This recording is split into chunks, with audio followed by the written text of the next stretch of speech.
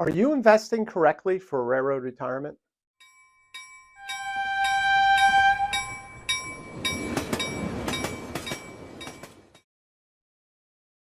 Welcome everyone to another edition of the Highball Advisors Railroad Retirement Whiteboard.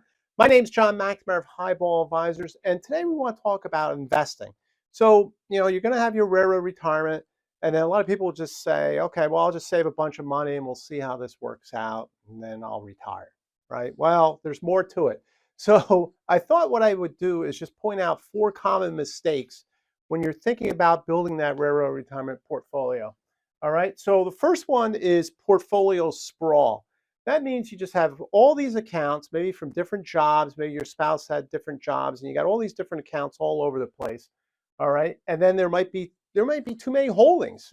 Why am I holding 50, 75 different stocks or mutual funds or whatever? So you all have all of those, right? And then even you might have all these different holdings, and they might just be repeating each other, right? They might be in the same asset class or whatever, and they're just, they're one on top of the other. So that whole sprawl idea of it's just becoming too unwieldy, that's what you want to think about when I think about portfolio sprawl. And then the second one is redundant individual stock portfolio. So the point here in this one is maybe you own stock already, or a mutual fund or an ETF that maybe has technology focused or something. And then you're like, well, I'll buy some technology stock also. So that's too much, right? So that's that redundancy. You're just kind of piling on. You're doubling down, so to speak, in a sector by purchasing the individual stocks when it might be recovered already with a mutual fund or ETF. So watching that, making sure that's all balanced out.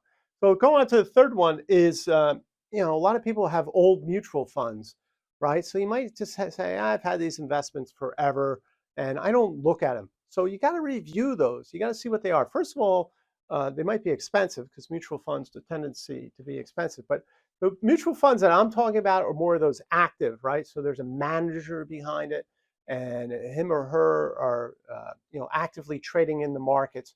But what happens is a lot of these mutual funds, they're constantly changing managers, and you're like, that's not the person I signed up for when I did it 5, 10, 15 years ago.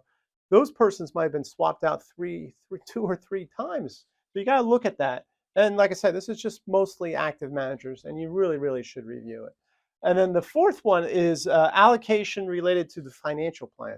So what I'm talking about here is, just getting a pile of money. What's the purpose of that, right? So you have to build the strategy, the plan to go with your investments on how you're going to do it. So, right, what's your risk profile, right? What's going to get me to my goals that I want to do, right? Timeline to retirement, sequence of risk. What happens if I retire and the market drops 30% and I've had all these stocks? Am I still going to make it in retirement? And then how does my railroad retirement come into play when I'm thinking about investing? So that's that whole plan part, and that should determine your allocation and your build out for your portfolio. So these are the 4 common things that you want to be looking for as you're investing.